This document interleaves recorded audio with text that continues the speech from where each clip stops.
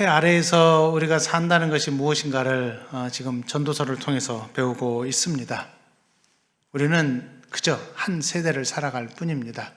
우리 이전 부모님 세대에서도 한 세대를 사셨고, 우리도 그렇게 한 세대를 살아가고 있고, 또 우리 자녀들도 그들의 세대를 살아갑니다.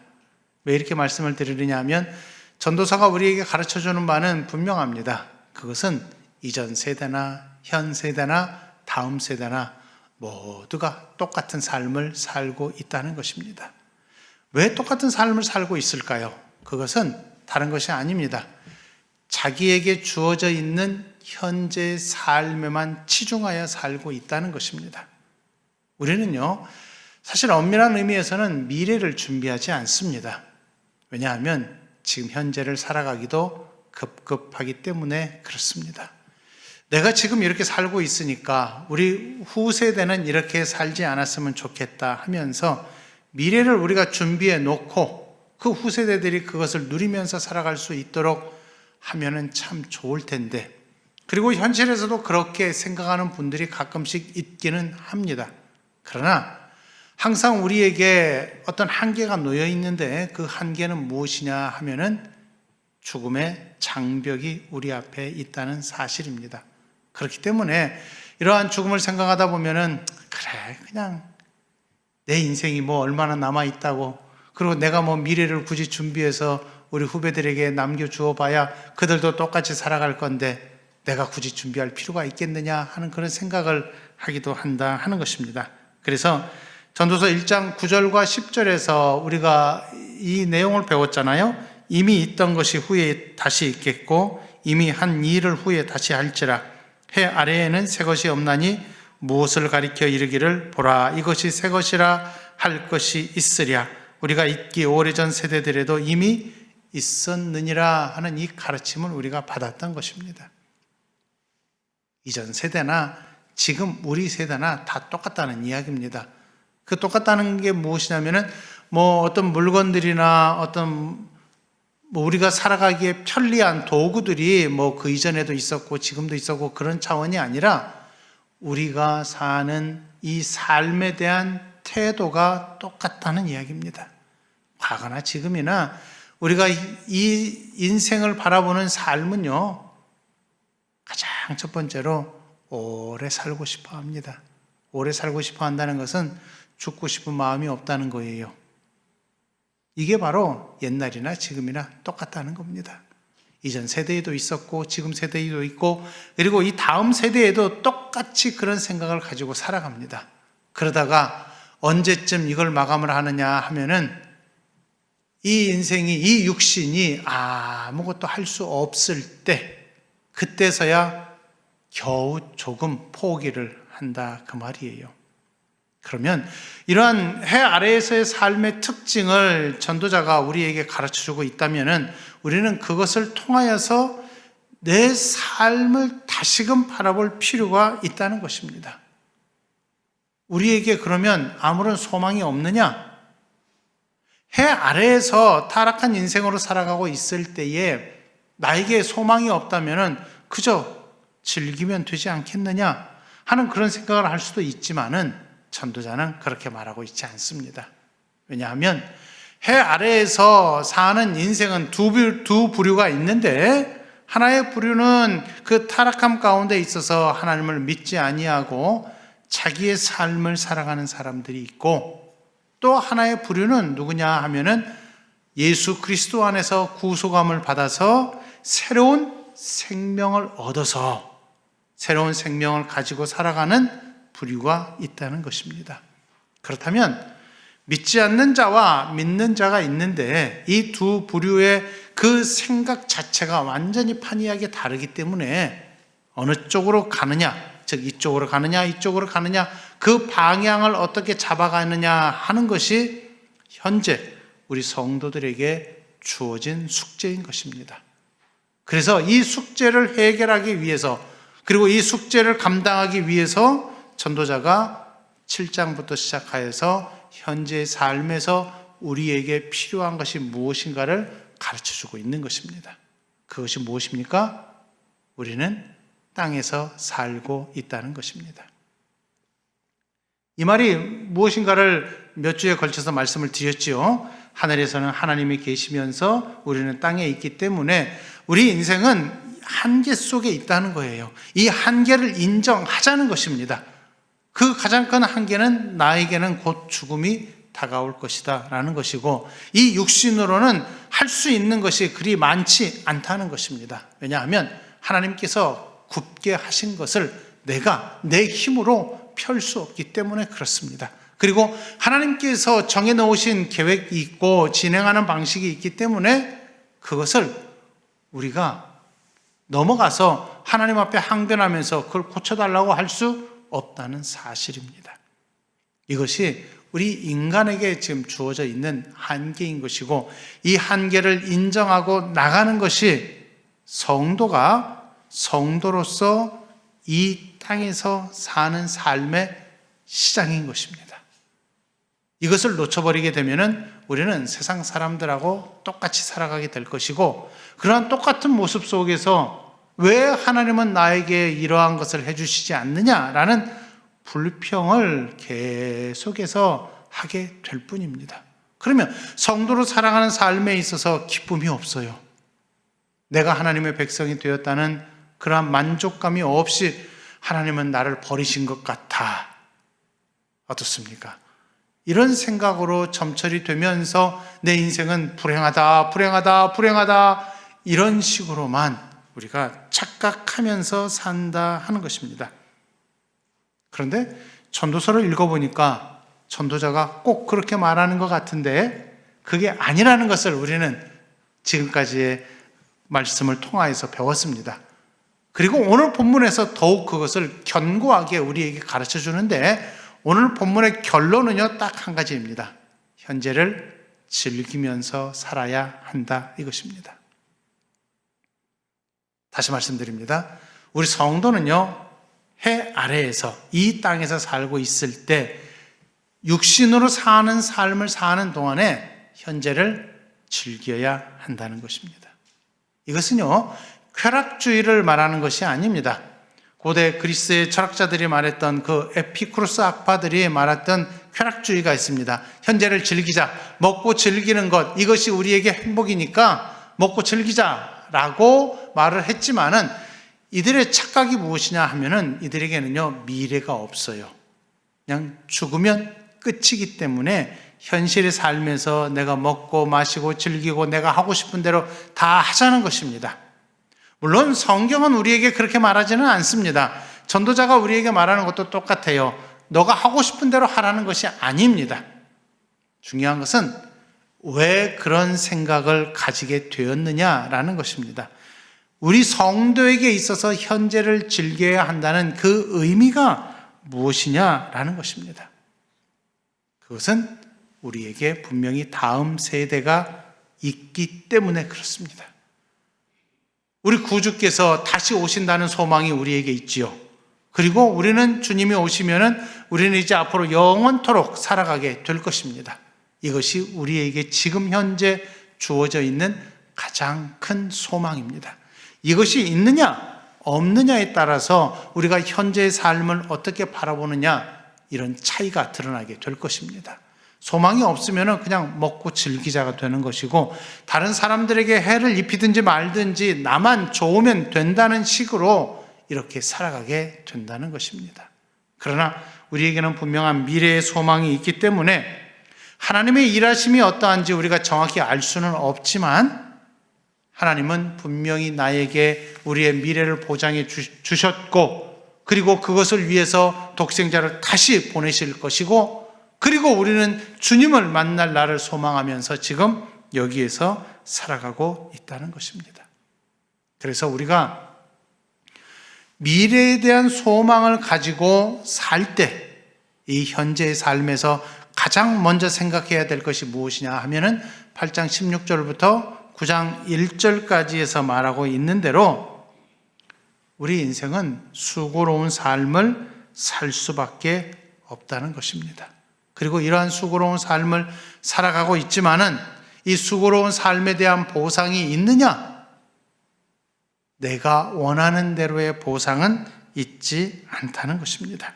그래서 16절과 17절에 보면은 밤낮으로 자지 못하면서 이 인생의 의미를 깨닫고 싶은 사람들이 있지만은 깨달을 수 없다고 그렇게 말하고 있고, 9장 1절에서 이 모든 것을 내가 마음에 두고 이 모든 것을 살펴본 즉 무엇이라 말하고 있습니까? 사람이 알지 못하는 것은 모두 그들이 미래의 일들이기 때문이라 이렇게 말하고 있습니다.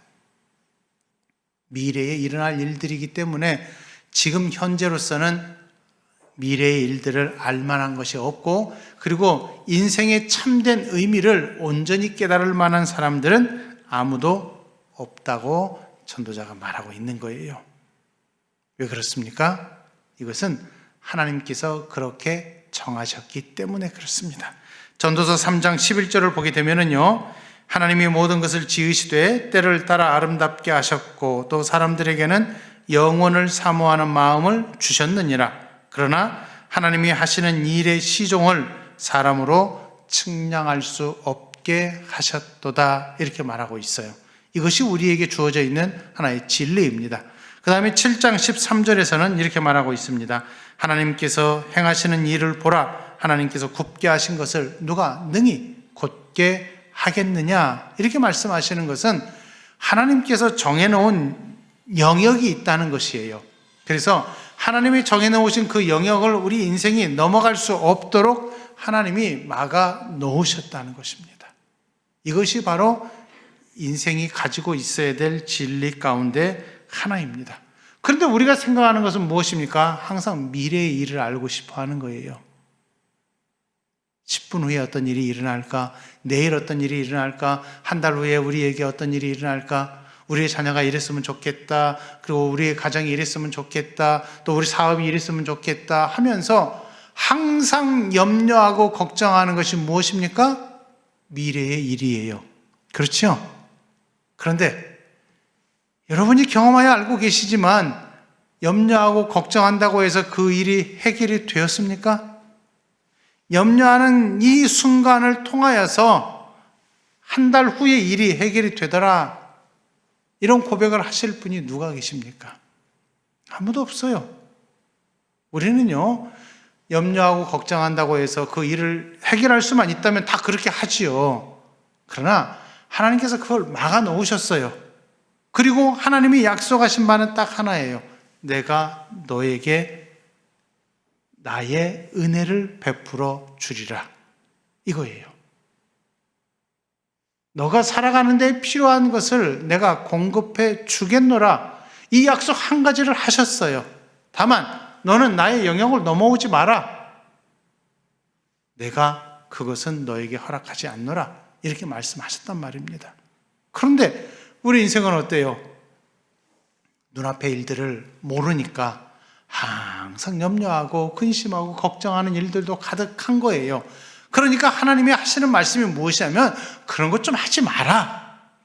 이렇게 말씀을 하시는 거예요. 전도자가 열심히 노력하고 그렇게 깨달은 바가 많지만은 모르겠다예요. 왜요? 하나님이 알려주시지 않았기 때문에 이렇다 하는 것입니다. 그래서 3절부터 12절까지 해서 우리 인생이 가지고 있어야 될 생각이 무엇이냐, 어떤 마음 자세를 가지고 우리가 살아야 되느냐, 이것을 전도자가 가르쳐 주는 것입니다. 그래서 3절부터 6절까지를 보게 되면은 육신은요 죽음을 슬퍼하고 있지만은 이 죽음이 모두 동일하게 임하는 것이기 때문에 굳이 죽음의 한계를 걱정하면서 그 어차피 우리에게 다가올 건데 그걸 무엇 때문에 벌써부터 바라보고 있느냐라는 것입니다. 죽음의 한계는 있으니까 거기에 도달할 때는 그저 내가 하나님 앞에 나갈 것이다. 하나님 앞에 서게 될 것이고 하나님께 믿음의 칭찬을 받으려고 애를 쓰면 되는 것이지 그것 이외에는 다른 것을 하지 마라. 이러면서 현재 내가 살고 있는 것에 감사하고 이 현재 내가 호흡을 하는 것이 얼마나 귀한 것임을 깨달으라. 이렇게 말하고 있는 거예요. 그래서 4절에 보면은요, 좀 특이한 비유를 지금 전도자가 하고 있는데 모든 산자들 중에 들어있는 자에게는 누구나 소망이 있다, 이렇게 말하고 있어요. 사는 자에게 소망이 있다는 것이지 죽은 자에게는 소망이 없어요. 그러면서 그 비유가 무엇입니까? 산 개가 죽은 사자보다 낫기 때문이니라 했습니다. 생명이 있는 것과 없는 것 차이를 한번 비교해 보십시오. 살아있다는 것은 소망을 한다는 것입니다. 죽은 자는 소망하지 못해요. 그렇기 때문에 우리가 살아있음에 대한 감사가 여기에 필요한 것입니다. 그렇지 않겠습니까? 그래서 현재를 살아가는 삶에서 우리에게 가장 중요한 것이 무엇이냐 하면은 하나님이 나에게 오늘 호흡을 허락하셨구나. 이 감사 한마디가 우리에게는 정말 필요합니다. 죽음의 한계는 누구에게나 다 있는데, 이전 세대나 지금 세대나 다음 세대나 다 똑같이 그렇게 살아가고 있는데 왜 굳이 그것 때문에 염려하고 근심하고 걱정하고 아파하면서 아이고 내가 어떻게 될까? 어떻게 되긴요. 호흡을 그치고 하나님 앞에 서게 될 텐데요. 그러니 그런 생각하지 말라는 것입니다. 이미 우리는 살아있고 이미 우리는 하나님께서 나에게 모든 것을 공급하신다는 약속이 있기 때문에 이 약속을 꼭 붙들고 소망 가운데 살아갈 의미가 있다는 것입니다. 이게 달라요. 세상 사람들은 죽음을 염려하면서 살아가지만 우리는 죽음을 염려하지 않는다, 그 말입니다. 왜 그렇습니까? 소망이 있기 때문에 그렇습니다. 한 치 앞도 못 보는 인생이지만은 우리에게는 다른 삶이 놓여 있어요. 하나님께서 우리에게 주신 삶은 소망이 가득한, 소망으로 가득한 삶이 되는 것입니다. 어떤 소망입니까? 앞날이 우리에게 있다는 것입니다. 그래서 7절부터 10절까지 해서 우리가 인생으로 살아가는 데 있어서 필요한 세 가지를 권면을 하고 있는 것입니다. 여기에서는요, 죽음을 그만 슬퍼하고 지금 현재 하나님이 나에게 주신 이 삶이 얼마나 의미가 있는가를 생각하면서 살라는 것입니다. 오늘 하루 하나님이 나에게 주신 삶이 얼마나 감사한 삶인가를 지난주, 지지난주에 배웠잖아요. 그러면 그렇게 하루를 감사함으로 사는 성도는 이러한 자세를 가져야 된다는 것입니다. 7절과 8절을 보면 이렇게 되어 있습니다. 너는 가서 기쁨으로 내 음식물을 먹고 즐거운 마음으로 내 포도주를 마실지어다. 이는 하나님이 내가 하는 일들을 벌써 기쁘게 받으셨음이라. 내 의복을 항상 희게하며 내 머리에 향 기름을 그치지 아니하도록 할지어다 했습니다. 여기 보면은요, 의복을 희게하고 머리에 향 기름을 바르라 하는 표현은요, 기쁨을 상징하는 것입니다. 성도의 삶은 항상 큰 기쁨으로 되어 있다는 거예요. 그래서 요한계시록 7장 9절에 보면은 큰 무리가 나와 흰옷을 입고 손에 종려가지를 들고 보좌 앞과 어린 양 앞에 서서라고 되어 있습니다. 우리가 부활하게 되면은 하나님 보좌 앞에 서게 될 텐데 그때에 어떤 옷을 입습니까? 흰 옷을 입습니다. 아주 하얀 옷을 입는데 이 하얀 옷이 바로 구원의 기쁨을, 그 감격을 상징하는 것입니다. 그리고 시편 45편 7절을 보면은요, 즐거움의 기름이라는 표현이 있습니다. 그렇기 때문에 7절과 8절에서 말하고 있는 바가 무엇이냐 하면은 개인적으로 개인의 영역 속에서 주신 하루를 감사함으로 기쁨으로 살아야 된다는 것입니다. 오늘 하루 예를 들어서 교회 올 때 다리가 아파서 아이고 힘들어, 나는 왜 이렇게 힘들어, 이렇게 생각하지 마시고 내가 교회에 올 수 있으면 얼마나 감사하냐, 하나님이 이렇게 힘든 상황 속에서도 나를 교회에 오게 하셨다, 예배하는 자리에 오게 하셨다 하는 이 기쁨, 이 감사를 표현하시라, 이 말입니다. 그리고 혹시라도 비대면으로 예배하는 우리 성도들이 있는데 내가 이렇게 비대면으로 예배할 수 있다는 것이 얼마나 감사하냐, 하나님이 나에게 이렇게 예배에 참여할 수 있게 하셨다 하는 이 사실 한 가지만으로 감사하고, 오늘 하루 세 끼를 하나님이 주셔서 내가 먹을 수 있으면 얼마나 감사하냐 하는 감사를 우리가 더 표현하셔야 된다는 것입니다. 이것이 바로 개인의 영역 속에서의 감사와 기쁨이 되는 것입니다.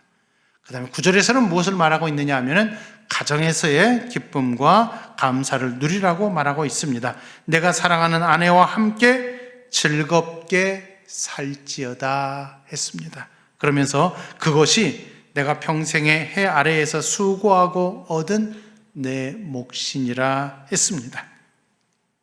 사실 우리가 그런 생각을 가끔씩 할 수도 있어요. 혼자 왔다가 혼자 가는 인생인데 무엇 때문에 가정을 꾸리고 무엇 때문에 또 자녀를 낳아서 애타하면서 힘들어하면서 살 필요가 있느냐. 그냥 나 혼자 살다가 이 한 목숨 그냥 살면은 그냥 끝일 텐데 굳이 가정을 꾸릴 필요가 있을까?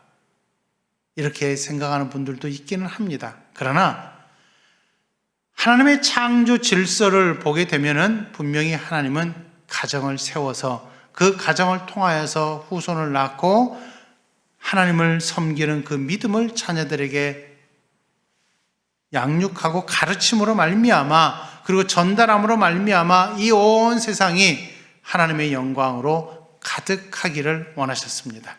그래서 이 땅을 정복하고 이 땅에 충만하라라고 하나님은 분명히 말씀을 하셨고 아담이 독점하는 것이 좋지 못하다고 분명히 말씀을 하셨어요. 그래서 돕는 배필인 하와를 지으셨고 아담과 하와를 통하여서 한 가정을 세우셨습니다. 이것이 바로 하나님께서 우리에게 주신 삶의 법칙입니다. 그리고 이것이 바로 가정이 서게 되는 원리가 되는 것입니다. 그렇기 때문에 한 개인이 다른 개인을 만나서 가정을 세우고 그 가정에서 서로를 위하는 모습을 우리가 보이면서 사는 것이 하나님이 원하시는 것이고 또 거기에서 자녀를 통하여서 자녀에게서도 하나님을 섬기는 믿음의 모습이 보여야 되는 것이 하나님이 우리에게 원하시는 것입니다. 그래서 한 세대에서 다음 세대로 이어지면서 하나님의 영광을 드러내는 것이 우리에게는 마땅한 바라 하는 것입니다.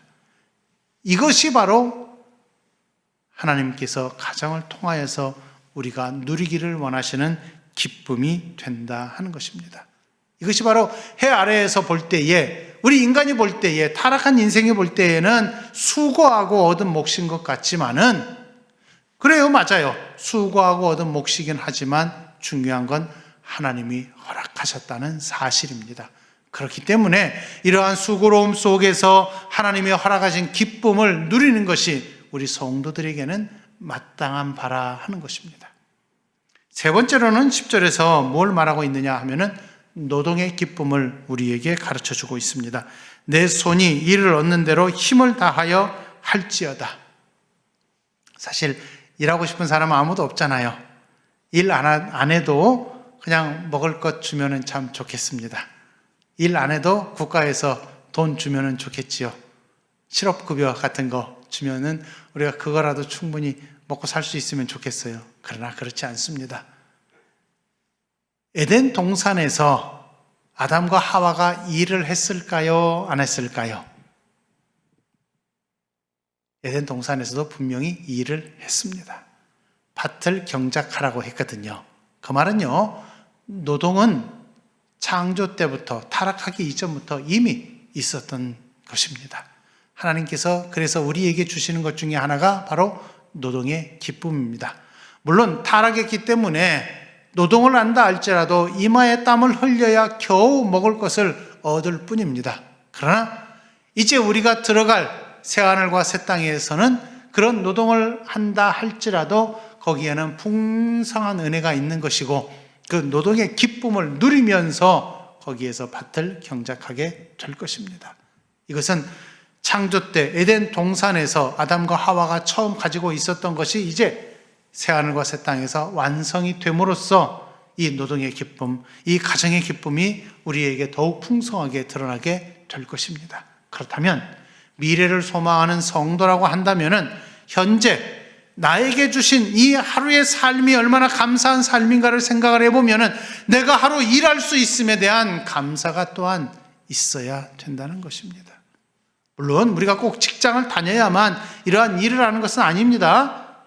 우리가 이제 은퇴를 하고 나서도 나중에라도 우리에게 이제 노년이 되어서 우리가 일이 없다 할지라도 그것은 단순히 직장에서의 일이 없을 뿐이지 오늘 하루를 살아가는 데 있어서 필요한 것들은 우리가 열심히 노력하여서 얻어야 된다라는 것입니다. 이것이 바로 노동의 즐거움이 우리에게 주어져 있는 이유가 되는 것입니다. 그렇습니다. 개인의 영역에서는 우리가 하루하루를 살아가는 삶이 하나님이 주신 삶이기 때문에 기쁨으로 그 하루를 보내야 하는 것입니다. 언제까지 그렇습니까? 내 호흡을 그치는 날까지.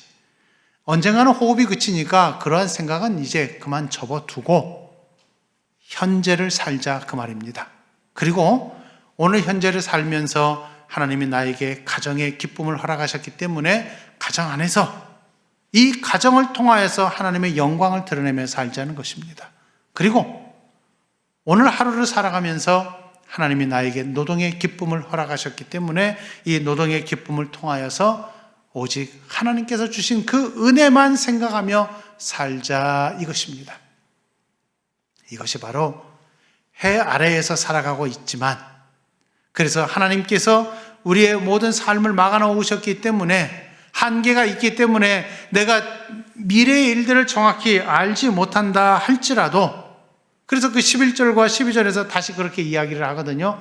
이렇게 한계 속에 갇혀 있는 우리들이 있지만은 그럼에도 불구하고 하나님께서 우리에게 허락하신 기쁨이 이렇게 있습니다.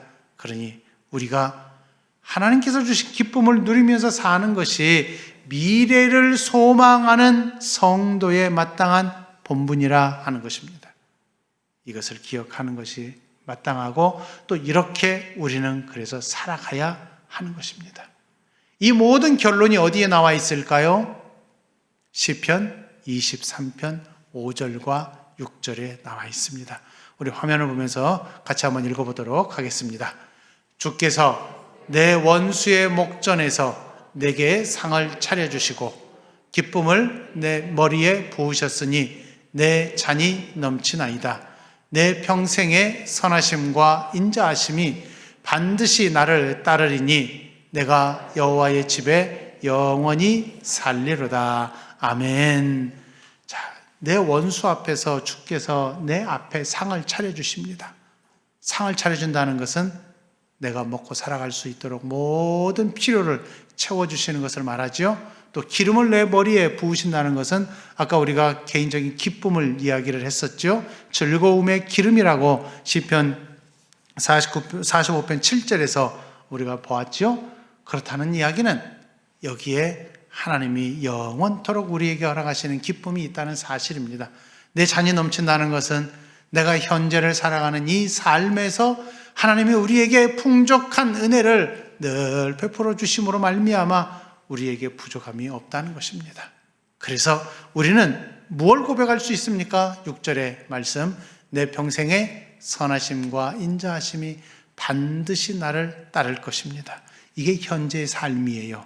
그러면 미래의 삶은 어떻게 됩니까? 내가 여호와의 집에 영원히 살리로다. 아멘. 이것입니다. 우리 6절 다시 한번 읽어보겠습니다.